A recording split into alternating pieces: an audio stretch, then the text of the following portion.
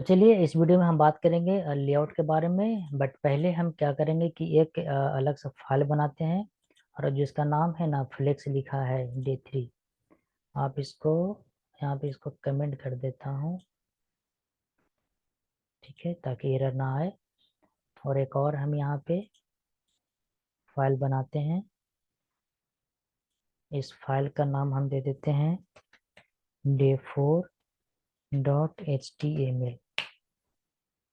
अब जब day4 HTML बनाया हूँ तो CSS भी बना लेता हूँ, day4.css। अब क्या करते थे हम लोग, इसको कनेक्ट करते थे, उसके पहले बॉलर प्लेट लगाना है।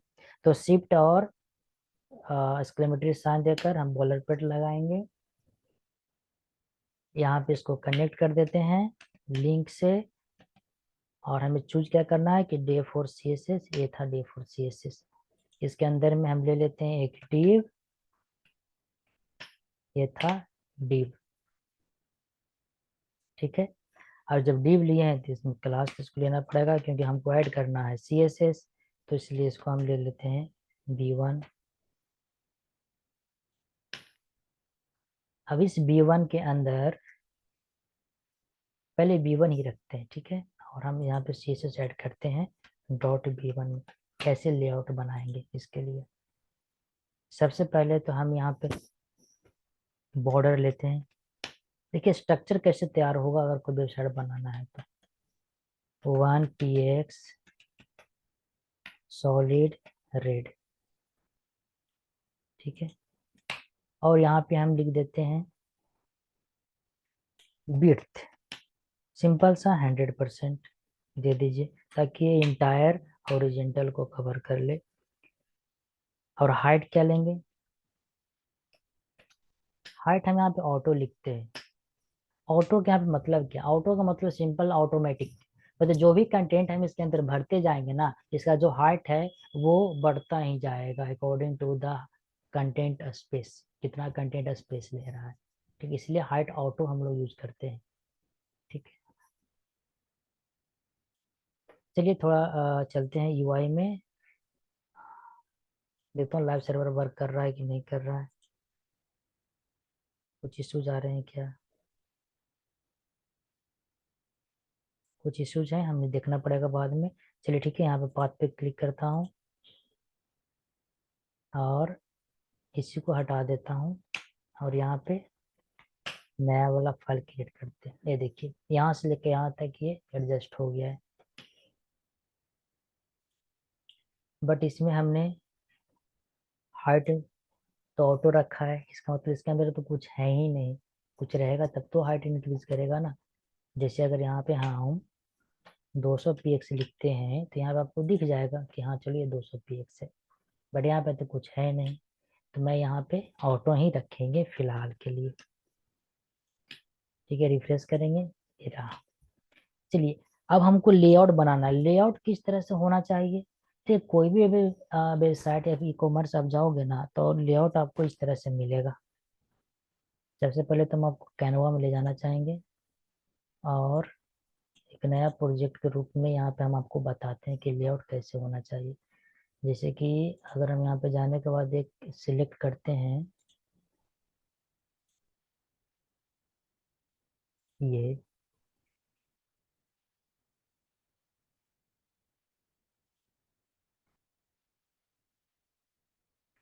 और इसको 100% में कर देता हूँ।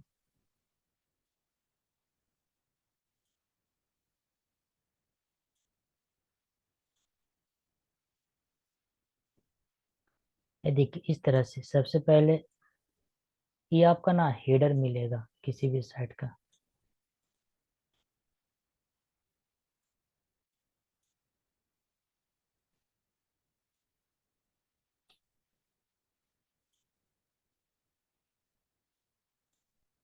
ये इस तरह से हेडर रहेगा। जब कोई आप साइट को जब खोलोगे डेस्कटॉप में, और ये जो आपका रहेगा इस तरह से एक साइड बार रहेगा जिसको हम लोग लेफ्ट साइड मेनू कहते हैं। ठीक है।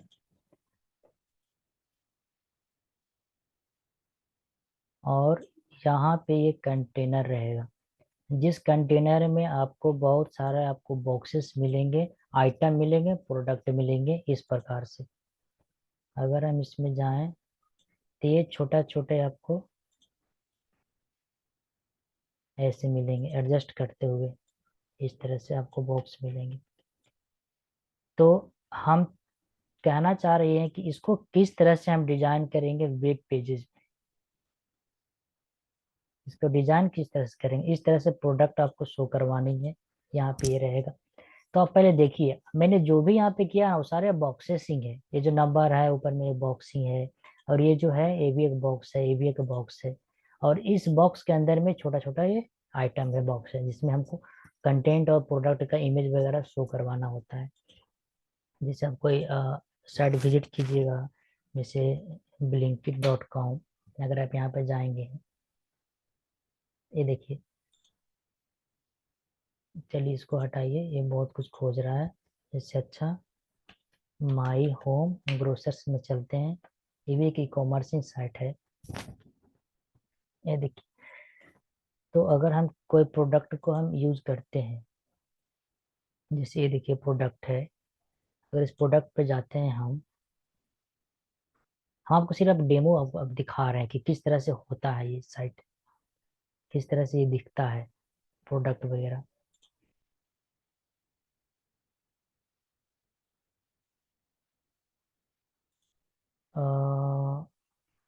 सी मोर फ्रेशर्स कैटेगरी, अगर फूड कैटेगरी में जाते हैं तो फ्रेश फूड, फूड में कुछ तो होगा ही। ये देखिए, ये जो दिख रहा है ना यहाँ पे, ये जो बॉक्सेस है, ये तो नंबर हो गया, इसको इग्नोर कीजिए नंबर को। ये यहाँ पे ये साइड बार है। अब साइड बार यहाँ पे ये हाइड किया हुआ है, होवर। ठीक है, ये साइड बार है। और ये जो दिख रहा है राइट साइड में, ये कंटेनर है। और इसी कंटेनर में तीन प्रोडक्ट है। इसको अच्छा से देखने के लिए आप amazon खोलिए, amazon। ठीक है। और कोई कैटेगरी सिलेक्ट करके आप उसके अंदर जाइए।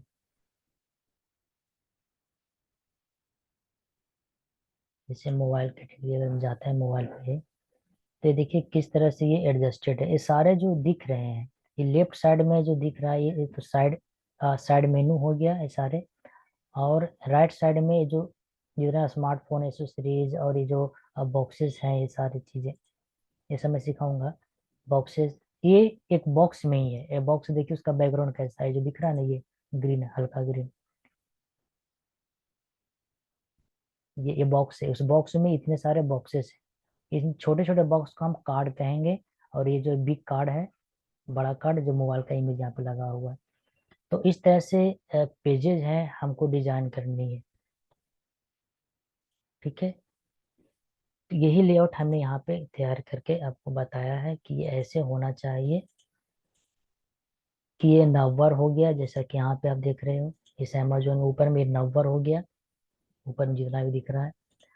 और नीचे जो है लेफ्ट साइड में ये लेफ्ट मेनू हो गया।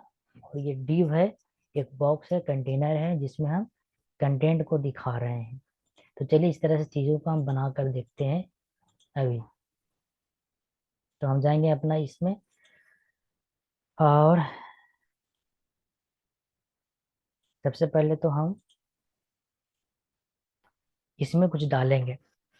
तो आप देखिए यहाँ पे कितने बॉक्स है, एक दो तीन है, या फिर इसके अंदर बहुत सारे हैं बॉक्स है।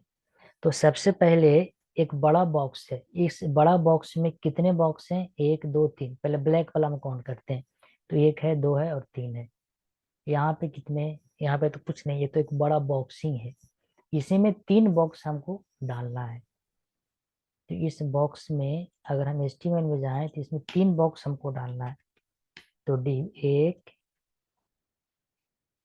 ये तीन बॉक्स हो गया। इसी तीन बॉक्स को हमको एडजस्ट करना है। तो सबसे पहले हम इस बॉक्स पे वर्क करते हैं। और इस बॉक्स को हम क्लास दे देते हैं क्या, नव दे देते हैं, नव, यानी नववार। नववार के मतलब ऊपर का जो हेडर होता है ना, उसको हम लोग नववार के रूप में जानते हैं। तो ये हम अभी इससे आपको लेआउट बता रहे हैं, एक स्ट्रक्चर बता रहे हैं कि किस तरह से करनी होती है।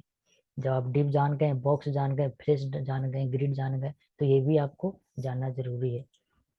ठीक है, तो हमने देखा कि एक बॉक्स में 3 बॉक्स होने चाहिए, ये 3 बॉक्स हमने पहले लिख दिया।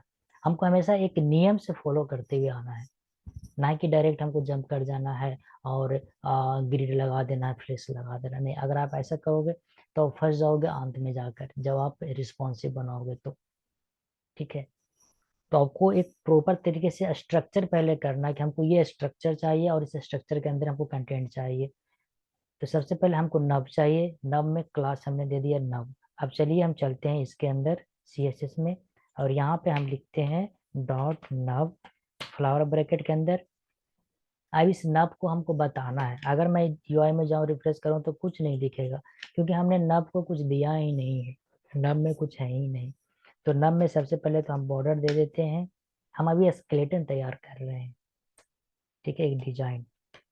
बॉर्डर, बॉर्डर हम 1px देंगे, ठीक है, सॉलिड देंगे। रेड तो पहले ही बैकग्राउंड है ही, हम यहाँ पे इसको ब्लैक दे देते हैं। ठीक है, ब्लैक देने के बाद हम यहाँ पे बिट्स देते हैं कि कितना बिट्स नंबर होना चाहिए। तो बिट्स हम यहाँ पे 100px दे देते हैं, और 100%, सॉरी, तो ज़्यादा अच्छा रहेगा। जो 100% दिए हैं, और यहाँ पे रिफ्रेश करके देखते हैं, देखिए इसमें, इसके अंदर आ गया है ये, बट इसका कोई बिट्स है नहीं, पता नहीं चल रहा है, तो हमको एक बिट्स डायमेंशन देना पड़ेगा। तो बिट तो यहाँ पे दिया हुआ है, सॉरी, यहाँ पे हमको हाइट देना पड़ेगा। ऐसे बात किया जाए तो हाइट है ना, तो बिट की तरह लगता है, इसलिए बार बार मुंह से निकल जाता है। चलिए हाइट है, हाइट हम यहाँ पे कितना दे, तो चलिए 100px हम दे देते हैं। हम परसेंटेज नहीं देंगे, परसेंटेज देंगे ना तो ये पूरा का पूरा ज़्यादा कवर कर लेगा, इसलिए 100px काफ़ी होता है। ये देखिए इतना आ गया ये। इसका कलर हम दे देते हैं बैकग्राउंड, ताकि ये पहचाना जा सके कि ये बैकग्राउंड है। और हम इसको क्या करेंगे कि कलर में ये कलर देते हैं, एक्वामरीन। ये देखिए हाइट थोड़ा ज़्यादा है, हम 80 कर देते हैं, कर दी 80। आप देख रहे हैं इस कंटेंट, जो ये नब है, इसके साथ साथ ही ये जो पेरेंट बॉक्स का हाइट है वो एडजस्ट हो रहा है। क्यों? क्योंकि ये ऑटो है। ठीक है, क्योंकि ये ऑटो है, मतलब जहां तक ये कंटेंट जाएगा वहां तक ये कवर करेगा, सिंपल। चलिए ये तो नब का हो गया कहानी। अब नब के साथ साथ हमको 2 बॉक्स और भी यहाँ पे दिया गया है। ये बॉक्स है जो एम्प्टी है। अब ये बॉक्स को हम क्लास दे देते हैं। क्लास क्या देते हैं, इसको हम साइड बार के नाम से हम जानते हैं फिलहाल। ठीक है, और साइड बार को हम यहाँ पे कॉपी करते हैं, और चाहते हैं हम CSS में, और यहाँ पे हम साइड बार को पेस्ट करके इसमें अप्लाई करते हैं CSS। तो CSS हमको यहाँ पे क्या देना है, हमको यहाँ पे डिजाइनिंग के अकॉर्डिंग, ये डिजाइन है, आपको डिजाइन प्रॉपर दिया जाएगा जब आप वर्क करोगे कंपनी में। तो इसके लिए आप बेफिक्र रहिए, ऐसा नहीं कि आपको खुद ही इमेजिन करना है डिजाइन, नहीं, आपको प्रॉपर डिजाइन दिए जाएंगे, किस तरह से डिजाइन होता है। आपको CSS भी दिए जाएंगे, कलर दिए जाएंगे, किस तरह से कलर ही यहाँ पे लगाना है, कुछ ज्यादा नहीं लगाना है, इतना ही मार्जिन होना चाहिए, इतना ही पैडिंग होनी चाहिए, आपको बस कॉपी पेस्ट कर देना है, आपको सारा पैरामीटर दिया जाता है। ठीक है, चलिए तो हम यहाँ पे साइड बार हो गया, बट आपको सीखना स्क्रैच से है। ठीक है, तो साइड बार में हम सबसे पहले तो हम बिट्स दे देते हैं कि बिट कितना होना चाहिए। चलिए तो बिट्स हम यहाँ पे दे देते हैं 200px। हाइट क्या होनी चाहिए, तो हाइट यहाँ पे हम 100 VH दे देते हैं, ताकि ये सिर्फ होम पेज को कवर करे। ठीक है, ज़्यादा अंदर ना जाए। और यहाँ पे हम बैकग्राउंड बैकग्राउंड कलर हम डिफाइन कर देते हैं कुछ भी, लाइक ब्लू दे देते हैं। ठीक है, ठीक है, कुछ भी मैंने ज्यादा नहीं लिखा हूँ, सिर्फ विड्थ दिया हूँ जो आप पहले ही बता चुका हूँ, हाइट दिया हूँ, और बैकग्राउंड कलर दिया हूँ। ठीक है, अगर मैं रिफ्रेश करूं तो ये देखिए आ गया ना। और ये जो बिट थे पेरेंट वाला, देखिए यहाँ तक बढ़ गया। चलिए ठीक है। एक और डिव है मेरे पास, चूंकि 3 डिव है ना कंटेनर का। क्लास, यहाँ पे हम कंटेंट लिख देते हैं, ठीक है, ताकि इस चीजें हमको समझ में आए कि हाँ ये कंटेंट है, ये है, ये वो है। और इसमें हम इसके अंदर हम लिख भी देते हैं तो ज़्यादा अच्छा रहेगा। यहाँ पे लिख देते हैं हम साइड बार, ठीक है। और इसमें हम लिख देते हैं कंटेंट, ओके। और इसमें हम लिख देते हैं नव बार, चाहे हेडर ही लिख दो। चलिए, कंटेंट को हम अब आते हैं अपना CSS फाइल में, ठीक है। अब ये CSS फाइल में हम इसको भी हम बिट्स देंगे। तो इसको हम बिट्स कितना देंगे, कुछ पता है? नहीं पता है। चलिए अपने अकॉर्डिंग हम 600 दे देते हैं, क्योंकि जब भी यहाँ पे जब हम देख रहे हैं डिजाइन में, तो जो बिट्स है ये इसके मुताबिक तो ये तो ज़्यादा ही है। तो ये 200 लिया था, तो इसको 600 ले लेता हूँ। बाद में फिर बताऊंगा कि इसका एक्चुअल लॉजिक हमको क्या करना है, ठीक है। हाइट है क्या, हाइट हम यहाँ पे वही देंगे जो हम साइड बार को दिए हैं। तो 100 बीच दे देते हैं। और बैकग्राउंड कलर की रही बात, तो बैकग्राउंड कलर यहाँ तो ब्लू दिया था, बट यहाँ पे हम ब्लू नहीं देना चाहेंगे ताकि वो आइडेंटिफाई हो। तो हम डिफरेंट देंगे। डिफरेंट कलर हम ग्रीन ले लेते हैं, ठीक है, ताकि ये दिखे। अब यहाँ पे जाने के बाद हम रिफ्रेश करेंगे। आया? हाँ आया, लेकिन ये नीचे आया। देखिए हमें चाहिए क्या, हमें चाहिए इसके ठीक बगल में चाहिए, यहाँ पे चाहिए हमको, इस व्हाइट स्पेस में। तो अब आप लोग बताओ क्या यूज करेंगे, कमेंट बॉक्स में कमेंट करना मेरे भाई। हमको इसको यहाँ पे लाना है। तो आपको याद होगा, ऐसे तो यहाँ पे ये क्या है, ये जो डिव है, सॉरी ये नहीं, ये जो डिव है वो ब्लॉक एलिमेंट है, इसीलिए ये ब्लॉक कर दिया। ये जो साइड बार था वो डिव में था, और डिव था ब्लॉक एलिमेंट, तो ये ब्लॉक कर दिया इंटायर हॉरिजेंटल लाइन को। कि भाई ये तो हम अकेले हमको दिया है, तो ये तो पूरा तो मेरा ही कवर होगा एरिया, ये पूरा साम्राज्य मेरा है, तुम इसमें एंट्री नहीं कर सकते हो। अब ये कंटेनर है, ये भी डीप में ही है, ये भी ब्लॉक कर दिया। बोला कि ठीक है भाई, तेरा है तो मेरा भी तो अपना साम्राज्य है, हम तेरे बाउंड्री में नहीं जाएंगे। लेकिन हमको कहना है कि दोनों साथ में रहे, लड़ाई झगड़ा ना करे, दोनों साथ में रहे। तो इसके लिए हम यूज करते हैं फ्लेक्स। कि लो भाई, कि अगर नहीं हो रहे हो तो हम फ्लेक्स कर देते हैं, तो तुम लोग फ्लेक्सिबल हो जाओ, और फ्लेक्सिबल होकर एक दूसरे के साथ रहो, ताकि हमको भी देखने में अच्छा लगे। समझ रहे हैं ना? अब ये बताइए कहाँ पे हम ऐड करेंगे फ्लेक्स। ये तो जो B1 आपको दिख रहा है, ये तो बॉक्स हो गया जो इंटायर प्रोजेक्ट को लेके तब बैठा है। और ये जो 3 गो डिव है जो हमने दिया, ये हेडर है, तो इसकी तो बात ही नहीं करनी है, क्योंकि ये तो ऊपर में बेचारा फिक्स है। इसके नीचे यहाँ पे 2 गो है, साइड और कंटेनर, ये दोनों क्या, ये चाइल्ड है। लेकिन जो डिस्प्ले फ्लेक्स है वो तो चाइल्ड में तो लगता नहीं है, वो तो जब भी लगता है तो पेरेंट में लगता है। तो हम करेंगे क्या, कि ये दोनों को एक और बॉक्स में हम डाल देंगे। मतलब ये जो बॉक्स है, इसी बॉक्स में एक बॉक्स तो हेडर हो गया, फिर जो बॉक्स जो बच रहा है वो साइड बार और कंटेनर है। तो हम चाहते हैं क्या, कि इसको एक और बॉक्स में रख दें, और इस बॉक्स में ये दोनों को हम कॉपी पेस्ट करके डाल देते हैं। ठीक है, ये देखिए, इसके अंदर हम डाल दिए। अब क्या हुआ, अब क्या हुआ कि इस बॉक्स में जो बड़ा वाला कंटेनर है, इसमें अब 2 ही बॉक्स है, पहला हेडर का और दूसरा इस कंटेनर का। और इस कंटेनर में 2 बॉक्स है, जो जिसका इसका चाइल्ड है, इसका जिसको हम क्लास अभी ऐड कर रहे हैं।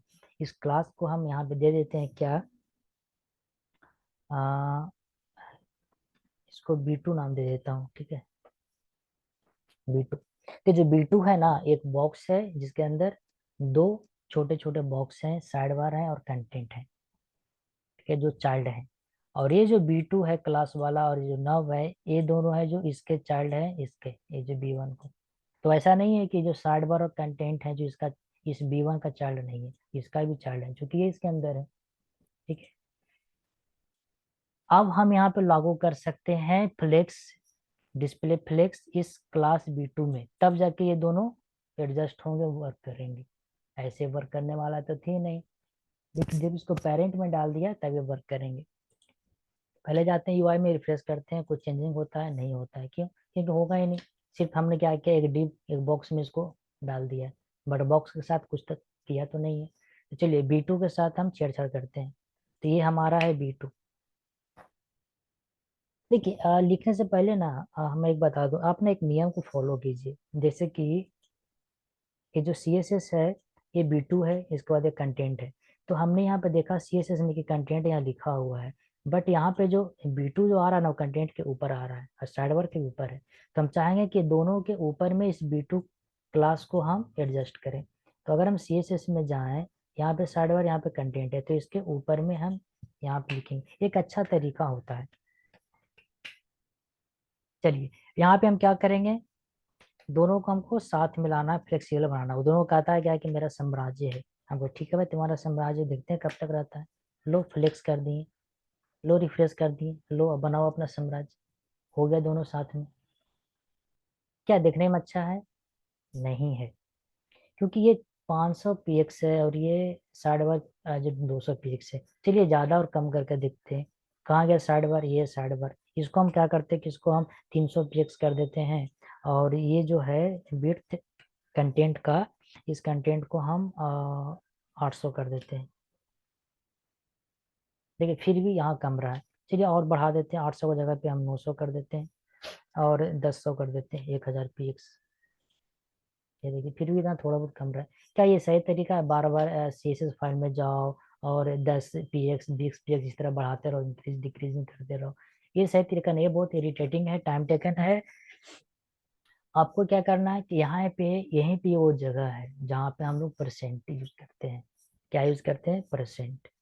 तो क्या करेंगे ना, हम इस UI को पहले ध्यान से देखते हैं। पहले ये सवाल यहाँ पे उठता है कि इस UI को दो भागों में हमको बांटना है यहाँ पे, जिसमें एक साइड बार है, दूसरा कंटेंट है। ध्यान से सुनिएगा।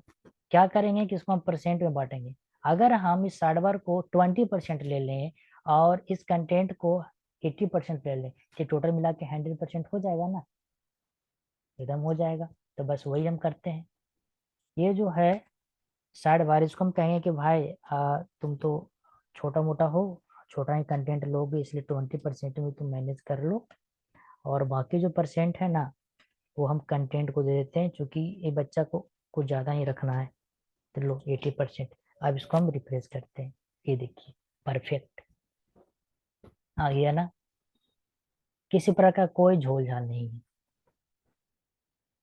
अब हम चाहते हैं क्या है कि ये जो हेडर लिखे, साइड बार लिखे, कंटेंट लिखे, ये तीनों के बीच में ना कुछ स्पेस रहे, दिखने में अच्छा नहीं लग रहा है, स्टिकी है, सटा हुआ है, पता नहीं चल रहा है कि ये हेडर है या क्या है। तो दोनों के बीच में ना कुछ स्पेस रहना चाहिए था। तो क्या करेंगे स्पेस के लिए, आपको क्या लगता है? देखिए स्पेस के लिए अगर हम मार्जिन यूज करें तो अच्छी बात है। तो कहाँ कहाँ मार्जिन यूज करना पड़ेगा? हेडर में, साइड बार में, और यहाँ पे कंटेंट में। तो चलिए कर देते हैं यूज।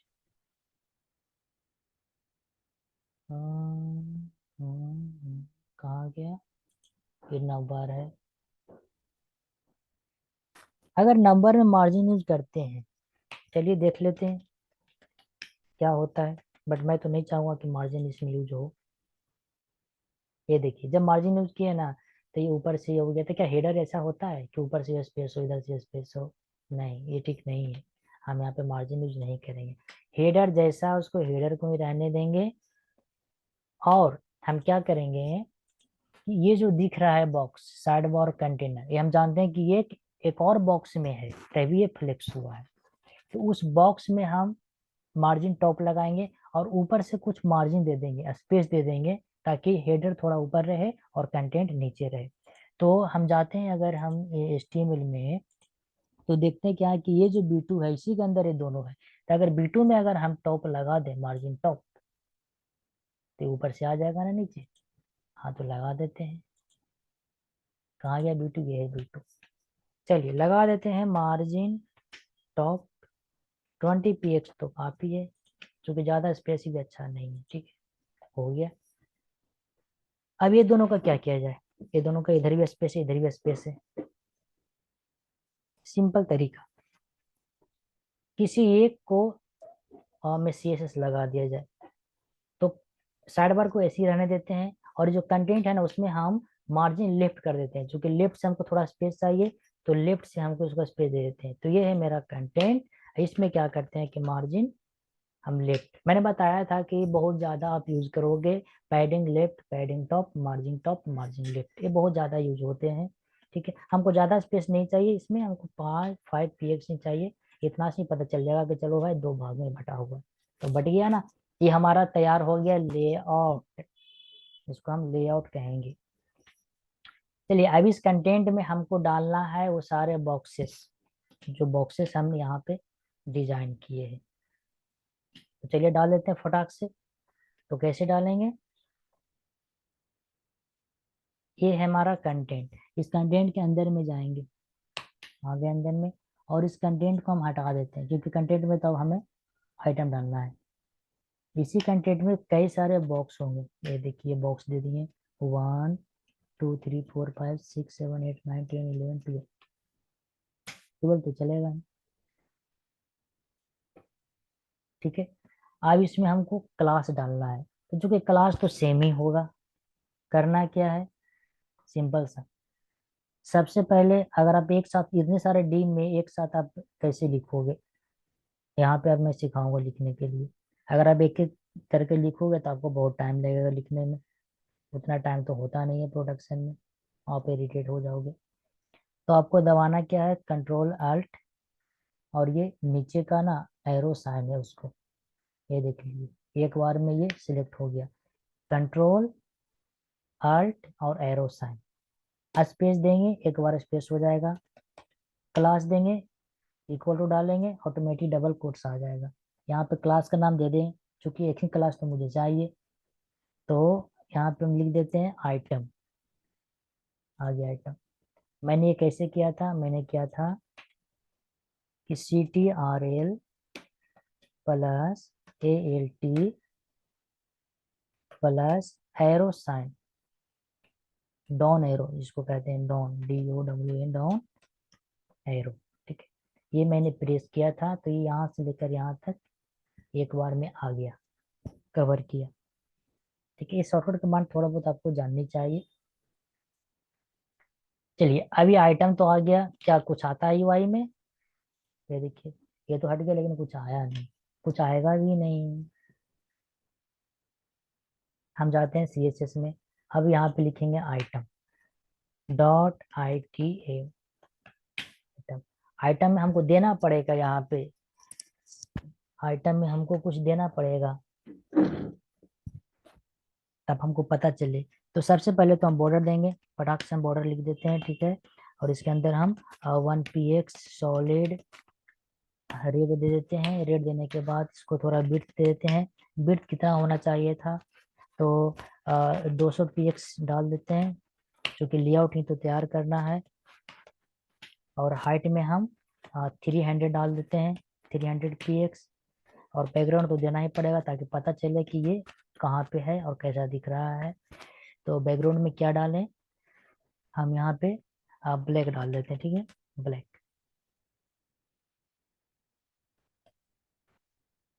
ये ब्लैक। ठीक है, चल के देखते हैं आ रहा है कि नहीं, हाँ आएगा तो, लेकिन अच्छा से नहीं, ये देखो कैसा आ रहा है, हमें ये नहीं चाहिए, हमें तो ग्रिड में चाहिए। तो चलिए, अब ग्रिड किस में लगाना है, यहाँ पे भी एक सवाल है, ग्रिड कहाँ पे लगा, ये तो मेरा चार्ट हो गया इतने सारे, इसका पेरेंट बॉक्स कौन सा है, ये तो कंटेंट है ये, तो इसी कंटेंट में हमको ग्रिड लगा देनी है। ठीक है, इसी कंटेंट में हमको ग्रिड लगा देनी है। बट एक बेस्ट तरीका होता है, जब भी आप प्रोडक्शन में रहोगे ना, तो कुछ स्थिति ऐसी होगी कि कंटेंट के में अंदर भी आप एक हेडिंग आपको लिखना पड़ेगा, यहाँ पे हेडिंग कि क्या है।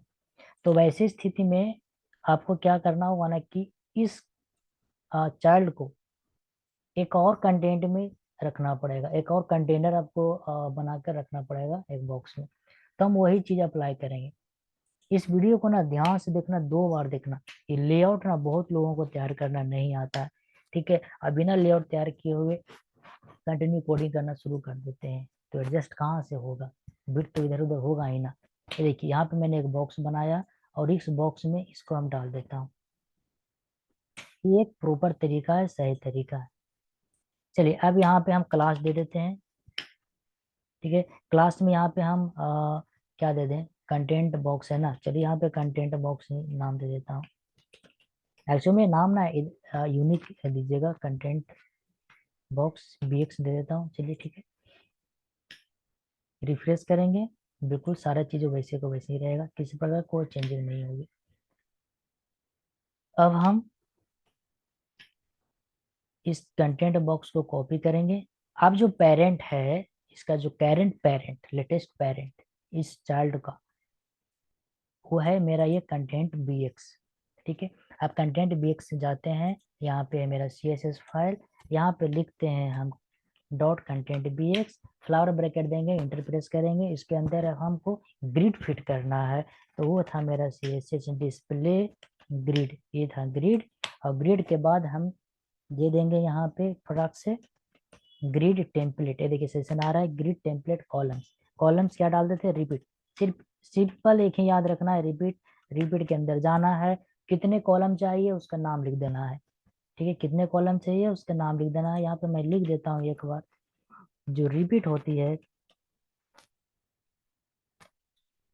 रिपीट जो होती है ना, वो दो चीजों पे लेगी। पहला लेगी कि नंबर ऑफ कॉलम्स कितना होना चाहिए, और फ्रैक्शन क्या होना चाहिए। ठीक है, इसको 1 फ्रैक्शन का इसको माप चाहिए, तो ये आपको लिखना है।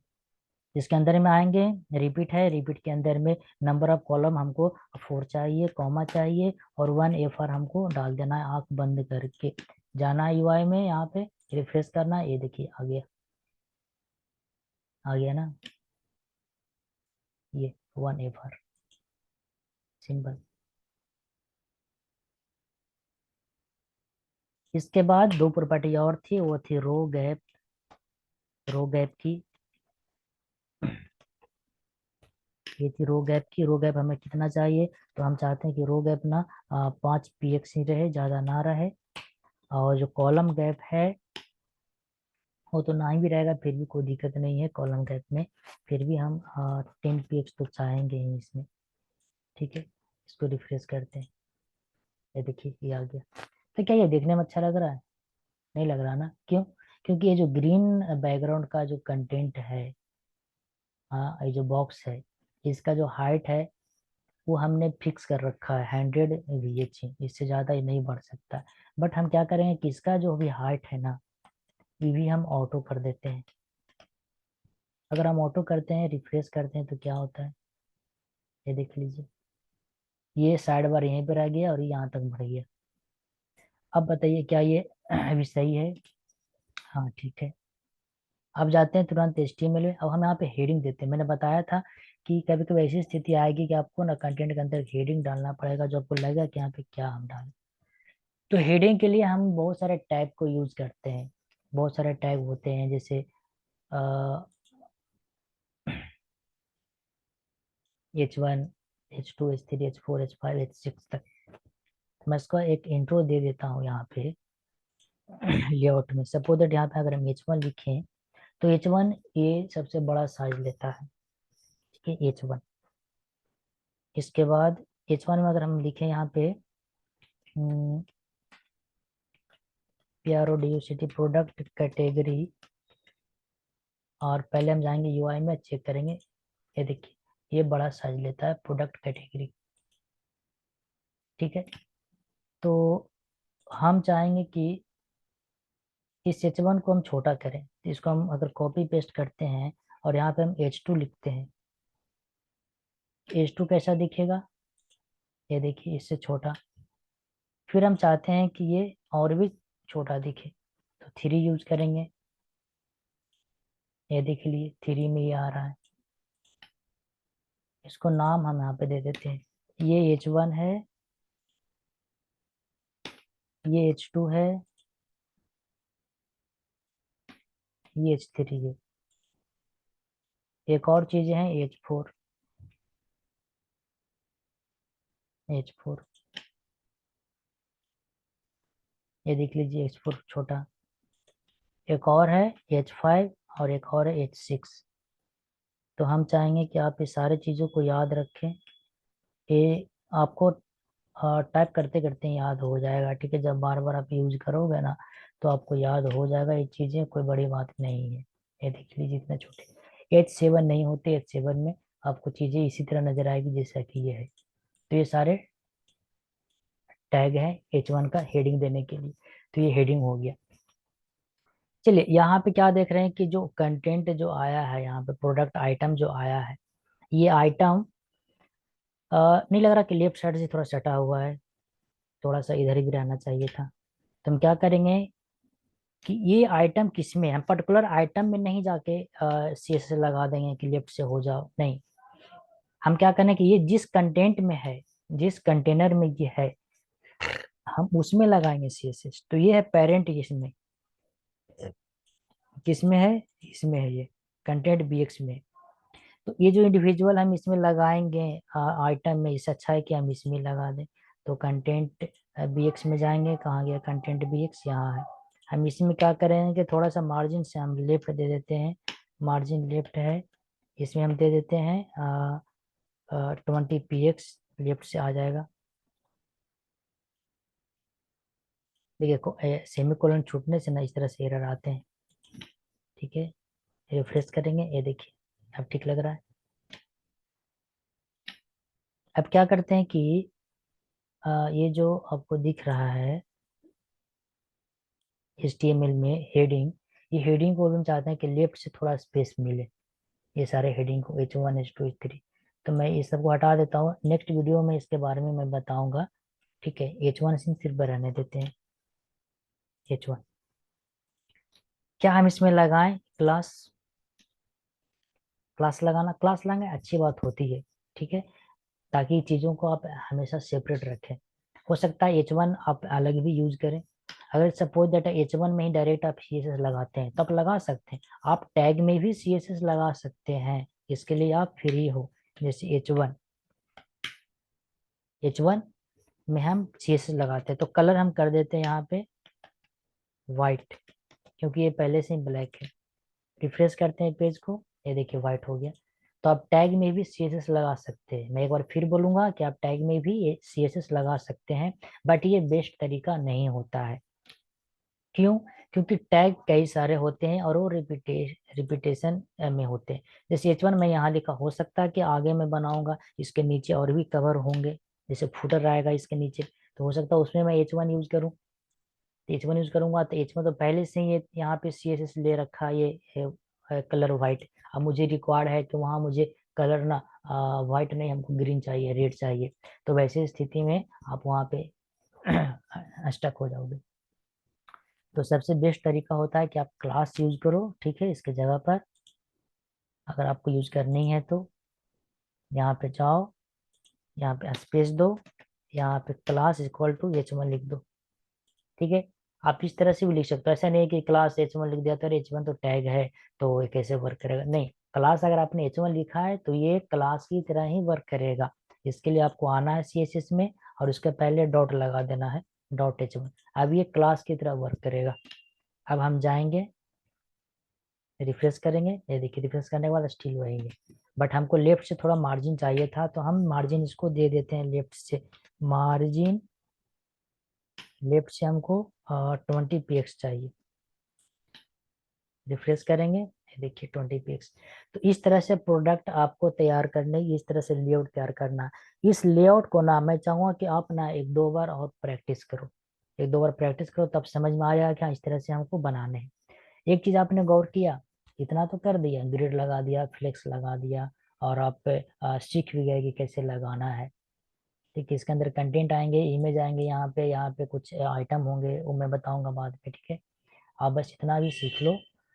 आप यहाँ पे एक चीज गौर की, जो ये जो हेडर है, जो बॉक्स लिए है, इसके चारों तरफ आपको स्पेस दिख रहा है, ये देखिए स्पेस। मुझे नहीं चाहिए ये स्पेस, ये देखने में अच्छा नहीं लग रहा है कि नहीं। तो इसके लिए हम क्या करते हैं कि सबसे ऊपर में जाएंगे यहाँ पे, और यहाँ पे एक एस्टेरिक्स होता है। एस्टेरिक्स क्या है, इसको हम यूनिवर्सल कहते हैं, यूनिवर्सल CSS, स्टार देकर, सिंपल, ठीक है। इसको एस्टेरिक्स कहते हैं, यूनिवर्सल CSS आप इसको कह सकते हो। याद रखिएगा, यूनिवर्सल सीएसएस एस्टेरिक्स। ये ना पूरा का पूरा इंटायर प्रोजेक्ट को ये कवर करता है। तो हम यहाँ पे मार्जिन हम ले लेंगे 0। क्यों? क्योंकि बाहर से जो दिख रहा है ना वो मार्जिन है। स्पेस मैंने बताया था कि घर के बाउंड्री के चारों ओर जो आपको दिख रहा है, तो ये जो बाउंड्री है, बाउंड्री के चारों ओर जो दिख रहा है क्या है? ये मार्जिन है। और इसके अंदर का पैडिंग, इसके अंदर का पैडिंग तो हमने दिया नहीं। फिर भी हो सकता है कि मे भी पड़ जाए, तो हम पैडिंग भी हम नहीं चाहेंगे कि पैडिंग भी रहे। पैडिंग क्या रहे? वो 0 रहे। तो हमने दे दिया स्टेरिक्स में। अब जाकर रिफ्रेश करते हैं। ये देखिए क्या हुआ कि जो मार्जिन था वो 0 हो गया। मैंने पीएक्स यहाँ पे यूज नहीं किया, पीएक्स यूज करूंगा तो कोई फर्क नहीं पड़ेगा, ये एडजस्ट होकर ये लेगा। ठीक है, ये देखिए 0 भी ले लेगा, ये भी ले लेगा। ले लिया। अब देखने में ठीक लग रहा है ना? पूरा पूरा अटैच है चारों तरफ। क्या हम यहाँ पे एस्टेरिक्स नहीं यूज करके ना, हम यहाँ पे बॉडी भी यूज कर सकते हैं। डायरेक्ट बॉडी में ही सीएसएस लगा दे रहे हैं। जो मेरा बॉडी है ना यहाँ पे, ये बॉडी, बीओडी है बॉडी, तो हम चाहते हैं कि इसी में डायरेक्ट लगा दो, क्योंकि सारा चीज तो इसी में लिखा हुआ है, बॉडी में ही। यहाँ पे B1 बॉक्स से स्टार्ट हुआ है और ये बॉडी में ही है, तो डायरेक्ट हम बॉडी में ही यहाँ पे हम लगा देंगे। क्या? मार्जिन 0 और पैडिंग टॉप। क्या ये वर्क करेगा? हाँ, करना तो चाहिए वर्क। ये देखिए वर्क किया, कोई दिक्कत नहीं। एक बॉर्डर बॉक्स आता है, अगर हम बॉडी में ही, अगर हम एक बॉर्डर बॉक्स दें कि बॉर्डर,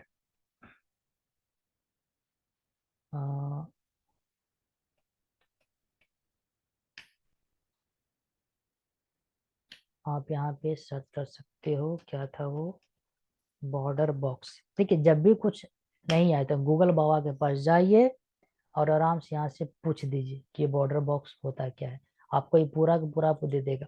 आप थ्योरी के रूप में आपको पढ़ना है कि नहीं, हमको इंटरव्यू निकालना है, तो आप W3 स्कूल का आप ये रिफर कर सकते हो। ठीक है, यहाँ से ना आपको अच्छी खासी चीजें आपको मिल जाएगी, जहाँ से आप सीख सकते हो। ठीक है, तो यहाँ पे बॉर्डर बॉक्सिंग के हम बात कर रहे थे। अगर आप यहाँ पे जाओगे तो आपको CSS मिल जाएंगे बहुत सारी चीजें जो बॉर्डर बॉक्सेस के रूप में, बट यहाँ पे दिया हुआ नहीं है। आप सिंपल से एडजस्ट करके कुछ भी कर सकते हो। ठीक है, बॉर्डर बॉक्सिंग, बट एक्चुअल में ना बहुत कम यूज करते हैं बोर्ड साइज, बॉक्स साइजिंग। कुछ ज्यादा फर्क पड़ता नहीं है इसको से। जैसे आप यूज करेंगे ना बॉक्स साइजिंग, यहाँ पे देखिए आ रहा है suggestion, box sizing equal to border box, ये तो कुछ ज्यादा फर्क नहीं पड़ता है। ये रिफ्रेश करोगे, देखिए कुछ नहीं है। होता क्या है ना कि जब आप प्रॉपर CSS अगर आप यूज करते जा रहे हो, ठीक है, तो उसकी जरूरत नहीं पड़ेगी, सारा चीजें ऑटोमेटिक हो जाएगी। जैसे ये देखिए, तो ये हो गई है। हाँ, तो आज आपने सीखा बहुत कुछ। तो आप वीडियो को एक बार रिवाइंड कर लेना, थोड़ा सा देख लेना कि कैसा ये है। एक बार ट्राई करना, एक दो बार लेआउट को बनाने का कोशिश करना, क्योंकि बहुत बार ये लेआउट आएंगे। आप जो भी वेबसाइट विजिट करोगे तो इस तरह से लेआउट मिलेंगे। आप कह रहे हो, सोच रहे हो कि सर इतना एडवांस में कैसे चल गया अचानक। नहीं, मैं एडवांस में नहीं गया, ये सिर्फ लेआउट है, एक सिंपल सा बेसिक। ठीक है, जो CSS करके आपको बनाना है। ये देखिए सिंपल। आप इसको एक दो बार बनाओ। नहीं आता है, नहीं समझ में आता है, फिर भी एक दो बार जैसे लिखा है वैसे लिख दो। एक दो बार लिखोगे ना तो तीसरा टाइम में 100% आपको ये पता चलेगा कि हाँ आपने क्या किया और आप क्या कर रहे हो।